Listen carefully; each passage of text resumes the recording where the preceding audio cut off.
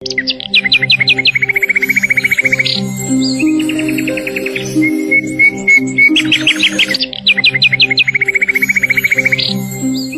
Everyone, ಮತ್ತೊಮ್ಮೆ crayons ಟ್ಯಾರೋಗೆ ಸ್ವಾಗತ. ಇವತ್ತಿನ ರೀಡಿಂಗ್ನಲ್ಲಿ ಅವ್ರು ನಿಮ್ಮನ್ನ ನಿಜವಾಗಿ ಇಷ್ಟಪಟ್ಟಿದ್ದಾರಾ ಅನ್ನೋದನ್ನ ಕೇಳೋಣ. ಇದೊಂದು timeless general candle wax reading ಆಗಿರುತ್ತೆ, ಹಾಗೆ ಕಲೆಕ್ಟಿವ್ ಎನರ್ಜಿನಲ್ಲಿರುತ್ತೆ. ಯಾರ್ಯಾರು ನನಗೆ ಸಬ್ಸ್ಕ್ರೈಬ್ ಮಾಡ್ತಾ ಇದ್ದೀರಾ, ಕಮೆಂಟ್ಸ್ ಮಾಡ್ತಾ ಇದ್ದೀರಾ, a lot of thanks to you. ಈಗ ಏನು ಬರುತ್ತೆ ನೋಡೋಣ. ಒಂದು ನಿಮಿಷ ನೀವು ನಂಬಿರೋ ದೇವ್ರನ್ನ ನೆನೆಸ್ಕೊಳ್ಳಿ, ಹಾಗೆ ನಿಮ್ಮ ಮನಸ್ಸಲ್ಲಿರುವ ವ್ಯಕ್ತಿನೂ ನೆನೆಸ್ಕೊಳ್ಳಿ.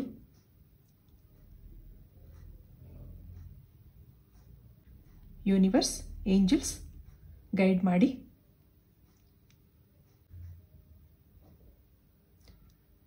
ಇಲ್ಲಿ ರಿಜೆಕ್ಷನ್ ಇದೆ, ಸ್ಯಾಡ್ನೆಸ್ ಎನರ್ಜಿ ಬರ್ತಾ ಇದೆ.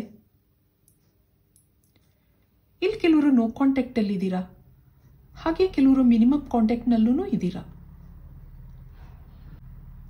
ಒಂದು ಕಾಲದಲ್ಲಿ ನಿಮ್ಮ ಫ್ರೆಂಡ್ಶಿಪ್ ಚೆನ್ನಾಗಿತ್ತು, ಅಲ್ಲಿ ಸಂತೋಷ ಇತ್ತು, ಹಾಗೆ ಪ್ರಾಮಿಸ್ಗಳಿತ್ತು. ನಿಮ್ಮ ಎನರ್ಜಿ ನೋಡಿದಾಗ ಗ್ಲೂಮಿ ಎನರ್ಜಿ ಕಾಣ್ತಾ ಇದೆ, ಬೇಜಾರಿದೆ. ನಿಮ್ಮ ಹಿಂದಿನ ಸಂಬಂಧದಲ್ಲಿ ಅಂತ ಖುಷಿ ಏನೂ ಇರಲಿಲ್ಲ, ಮೂವ್ ಆನ್ ಆಗಿದ್ದೀರಾ ಅನ್ನಿಸ್ತಾ ಇದೆ. ಈ ವ್ಯಕ್ತಿ ಪರಿಚಯ ಆದಮೇಲೆ ಜೀವನ ಸುಂದರ ಅನಿಸಿತ್ತು. ನಾವು ಹೀಗೆ ಇರ್ತೀವಿ ಅಂದ್ಕೊಂಡಿದ್ರಿ, ಈಗೀಗ ಇಲ್ಲೊಂದು ಕನ್ಫ್ಯೂಷನ್ ಕಾಣ್ತಾ ಇದೆ. ನೀವು ಇಷ್ಟಪಡ್ತಾ ಇದ್ದ ವ್ಯಕ್ತಿಗೆ ಮನೆಯಲ್ಲಿ ಸಂಬಂಧ ಹುಡುಕ್ತಾ ಇರ್ಬೋದು ಅನ್ನಿಸ್ತಾ ಇದೆ. ಏನೇ ಆದರೂ ನೀನು ಕೈ ಬಿಡಲ್ಲ ಅಂತ ಪ್ರಾಮಿಸ್ ಮಾಡಿದರೆ. ಈ ಎಲ್ಲ ಪರಿಸ್ಥಿತಿಗಳಿಂದ ನಿಮಗೆ ಆತಂಕ ಶುರುವಾಗಿದೆ, ಆದರೂ ಮನಸ್ಸು ಗಟ್ಟಿ ಮಾಡ್ಕೊಂಡಿದ್ದೀರಾ. ಯೂನಿವರ್ಸ್ಗೆ ಸರೆಂಡರ್ ಆಗಿದ್ದೀರಾ. ಇವರು ನನ್ನನ್ನು ನಿಜವಾಗಿ ಇಷ್ಟಪಟ್ಟಿದ್ರೆ ಖಂಡಿತ ಆ ಪರಿಸ್ಥಿತಿನ ಎದುರಿಸ್ತಾರೆ. ಇಲ್ಲಾಂದ್ರೆ ಇದು ಫೇಕ್ ಲವ್ ಅನ್ಕೋತೀನಿ. ಹಾಗೆ ಏನೇನೋ ನಿರ್ಧಾರಗಳನ್ನ ಮಾಡ್ಕೊಂಡಿದ್ದೀರಾ ಅನ್ನಿಸ್ತಾ ಇದೆ. ನಿಮ್ಮ ಪರ್ಸನ್ ಎನರ್ಜಿ ನೋಡಿದಾಗ ನಿಮ್ಮಲ್ಲಿ ಇವರು ಡೀಪ್ ಆಗಿ ಕನೆಕ್ಟ್ ಆಗಿದ್ದಾರೆ. ನಿಮ್ಗೇನೇನೋ ಪ್ರಾಮಿಸ್ಗಳು ಮಾಡಿದ್ದಾರೆ, ಕೊನೆ ತನಕ ನಿನ್ನ ಜೊತೆ ಇರ್ತೀನಿ ಹಾಗೆಲ್ಲ ಹೇಳಿರಬಹುದು. ನೀವು ಇಷ್ಟು ದಿನ ಅವ್ರನ್ನ ನಂಬ್ಕೊಂಡಿದ್ರಿ, ಇಮೋಷನಲ್ ಆಗಿ ಫೈನಾನ್ಷಿಯಲ್ ಆಗಿ ಸಪೋರ್ಟ್ ಮಾಡಿದ್ರಿ. ಈಗ ನಾನು ಮೋಸ ಹೋದೆ ಅನ್ನಿಸ್ತಾ ಇದೆ ನಿಮಗೆ. ಇದೆಲ್ಲ ಯಾಕೆ ನನಗೇ ಆಗುತ್ತೆ ಅಂತ ದೇವ್ರನ್ನ ಕೇಳಿರೋದಿದೆ. ಮನೆಯವರ ಬಲವಂತ ಅಂತ ಹೇಳ್ತಾರೆ, ಯಾರೋ ಬಲವಂತ ಮಾಡ್ತಾರೆ ಅಂತ ಇಷ್ಟ ಇಲ್ಲದ ಕೆಲಸ ಮಾಡೋಕ್ಕಾಗುತ್ತಾ? ಆ ಥರ ನೀವು ಎಷ್ಟೋ ಸರಿ ಯೋಚನೆ ಮಾಡಿದ್ದೀರಾ. ಇಬ್ಬರಲ್ಲೂ ಇದ್ರ ಬಗ್ಗೆ ಸಾಕಷ್ಟು ಮಾತುಕತೆಗಳಾಗಿದೆ. ಇಲ್ಲಿ ಅವರು ನಿಮಗೆ ಟೈಮ್ ಕೇಳಿದ್ದಾರೆ ಅನ್ನಿಸ್ತಾ ಇದೆ. ಎಲ್ಲ ಸರಿಯಾಗುತ್ತೆ, ನಿನ್ನನ್ನು ಮಾತ್ರ ಕೈ ಬಿಡೋಲ್ಲ ಅನ್ನೋ ಪೊಸೆಸಿವ್ನೆಸ್ ಕಾಣ್ತಾ ಇದೆ.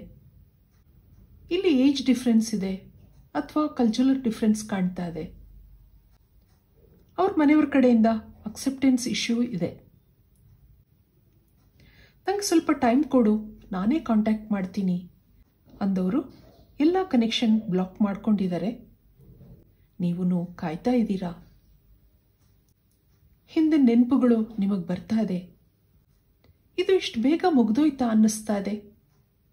ಇಲ್ಲಿ ನೀವೊಬ್ರು ಒಳ್ಳೆ ಸ್ವಭಾವದ ವ್ಯಕ್ತಿ ಅನ್ನಿಸ್ತಾ ಇದೆ, ಸೆನ್ಸಿಟಿವ್ ಪರ್ಸನ್. ನನ್ನ ಡೆಸ್ಟಿನಿನಲ್ಲಿ ಇಷ್ಟೇ ಅಂತ ಇದ್ರೆ ಹೋಗ್ಲಿ, ಎಲ್ಲೋ ಚೆನ್ನಾಗಿರಲಿ ಅನ್ಕೋತೀರಾ. ಆದಷ್ಟು ಇದನ್ನು ಮರಿಬೇಕು, ಹಾಗೆ ನಿಮ್ಮ ಕೆಲಸಗಳ ಕಡೆ ಗಮನ ಕೊಡೋದಿದೆ. ಆದ್ರೂ ಎಲ್ಲೋ ಒಂದು ಕಡೆ ಮನಸ್ಸು ಅನ್ನೋದಿದೆ ನಿಮಗೂ. ಎಷ್ಟೇ ಪ್ರಾಕ್ಟಿಕಲ್ ಆಗಿರಬೇಕು ಅಂದ್ಕೊಂಡ್ರು ಆ ನೆನಪುಗಳು, ಅವ್ರ ಮಾತುಗಳು ನಿಮ್ಮನ್ನು ಆಗಾಗ ಯೋಚನೆ ಮಾಡುವಂತೆ ಮಾಡುತ್ತೆ. ಇಲ್ಲಿ ನೀವು ತುಂಬ ಸೈಲೆಂಟ್ ಆಗಿದ್ದೀರಾ ಅನ್ನಿಸ್ತಾ ಇದೆ. ಯಾರ ಜೊತೆ ಹೆಚ್ಚು ಮಾತಿಲ್ಲ.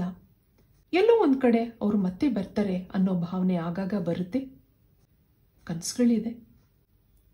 ಈಗೀಗ ಏಂಜಲ್ ನಂಬರ್ ಕಾಣಿಸುತ್ತೆ. ಎಲ್ಲೋ ಒಂದು ಕಡೆ ಅವ್ರು ನಿಮ್ಮನ್ನು ಕರೆದಾಗೂ ಅನಿಸುತ್ತೆ. ನಾನು ಯಾಕೆ ಇಷ್ಟೊಂದು ವೀಕ್ ಆಗಿದ್ದೀನಿ ಅನ್ನಿಸ್ತಾ ಇದೆ ನಿಮಗೆ.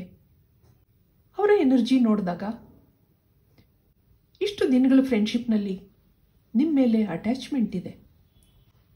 ನಿಮ್ಮನ್ನು ಮರೆಯೋಕ್ಕೆ ಕಷ್ಟ ಆಗ್ತಾ ಇದೆ. ನಿಮ್ಮನ್ನು ಬ್ಲಾಕ್ ಮಾಡಿದರೆ ಸರಿ, ಆದರೆ ಆಗಾಗ ಸ್ಪೈ ಕೆಲಸ ಮಾಡೋದು ಇದೆ. ನಿಮ್ಮನ್ನು ಕಳ್ಕೊತೀನೇನೋ ಆ ಥರನೂ ಅನಿಸುತ್ತೆ ಅವ್ರಿಗೆ. ಇಲ್ಲಿ ಮತ್ತೆ ಅವ್ರು ನಿಮ್ಮ ಲೈಫ್ಗೆ ಬರ್ಬೋದು ಅನಿಸುತ್ತೆ. ಅಕ್ಸೆಪ್ಟ್ ಮಾಡೋದು ಬಿಡೋದು ನಿಮಗೆ ಬಿಟ್ಟಿದ್ದು. ನಿಮ್ಮ ಬಿಹೇವಿಯರ್, ನೀವು ಲೆಟ್ ಗೋ ಮಾಡೋ ಸ್ವಭಾವಕ್ಕೆ ಅಟ್ರಾಕ್ಟ್ ಆಗಿದ್ದಾರೆ ಅನ್ನಿಸ್ತಾ ಇದೆ. ಇದಕ್ಕೆ ಟ್ಯಾರೋ ಕಾರ್ಡ್ಸಿಂದ ಏನು ಬರುತ್ತೆ ನೋಡೋಣ.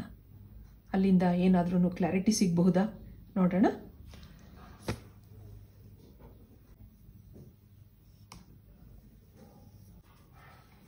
ನಿಮ್ಮನ್ನು ಅವರು ನಿಜವಾಗ್ಲೂ ಇಷ್ಟಪಟ್ಟಿದ್ದಾರಾ?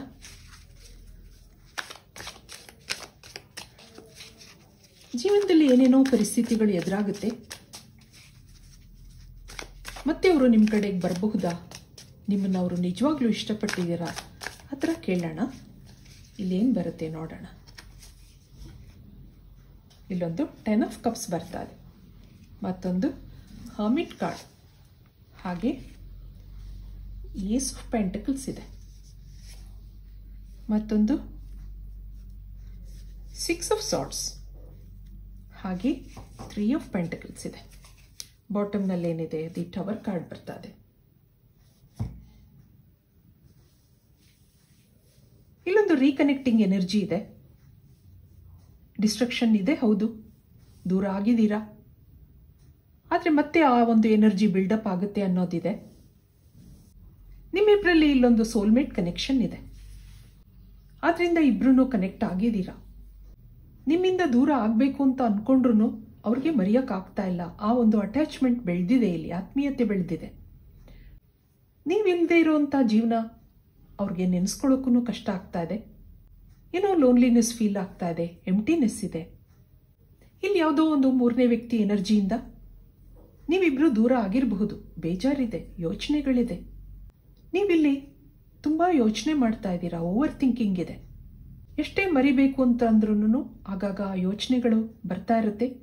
ಅವರ ನೆನಪುಗಳು ನಿಮ್ಮ ಸಬ್ಕಾನ್ಷಿಯಸ್ ಮೈಂಡಲ್ಲಿ ಇರೋದ್ರಿಂದ ನಿಮ್ಮ ಕನಸಲ್ಲೂ ಎಷ್ಟೋ ಸರಿ ಅವ್ರು ಬಂದಿರಬಹುದು. ಇಮೋಷನಲ್ ಆಗಿ, ಫೈನಾನ್ಷಿಯಲ್ ಆಗಿ ಅವ್ರಿಗೆ ಸಹಾಯ ಮಾಡಿದ್ದೀರಾ, ಸಪೋರ್ಟ್ ಮಾಡಿದ್ದೀರಾ. ಆದರೆ ಅವರು ಅದನ್ನೆಲ್ಲ ಮರ್ತಿಲ್ಲ. ಇಲ್ಲಿ ಅವರೇನು ಹೇಳ್ತಾರೆ ನೋಡೋಣ. ಅವರ ಎನರ್ಜಿ ಏನು ಹೇಳಬಹುದು ಕೇಳೋಣ. I can't live without you ನೋಡಿ. ಮತ್ತೊಂದು I still remember the day we met first, ಹಾಗೆ I hope you will forgive me soon, I can't forget my first love. ಆ ಥರ ಹೇಳ್ತಾ ಇದ್ದಾರೆ. Let's show our power of unity to the world. I feel we are made for each other. ಏನೇ ಪರಿಸ್ಥಿತಿ ಬಂದ್ರೂ ಅವರು ನಿಮ್ಮನ್ನು ಮರ್ತಿಲ್ಲ ಅನ್ನೋದಿದೆ. ಯಾಕೆಂದರೆ ನಿಜವಾಗ್ಲೂ ಅವರು ನಿಮ್ಮನ್ನು ಇಷ್ಟಪಟ್ಟಿದ್ದಾರೆ. I hope you will forgive me soon ಅಂತ ಹೇಳ್ತಾ ಇದ್ದಾರೆ. ಏನೇ ಇರಲಿ, ಕೆಲವು ಪರಿಸ್ಥಿತಿಗಳು ಎದುರಾಗುತ್ತೆ, ನೀವು ಅವರನ್ನ ಫರ್ಗಿವ್ ಮಾಡಬೇಕು ಅನ್ನೋದಿದೆ.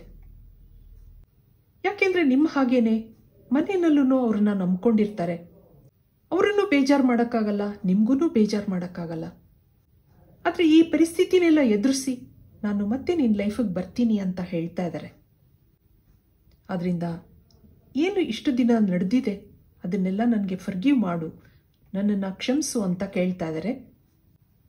So you are both made for each other. ಇದು ಇವತ್ತಿನ ರೀಡಿಂಗ್ ಆಗಿರುತ್ತೆ. ನನ್ನ ರೀಡಿಂಗ್ ಇಷ್ಟ ಆಗಿದ್ರೆ please like, share and subscribe. Thank you for watching. Have a nice time.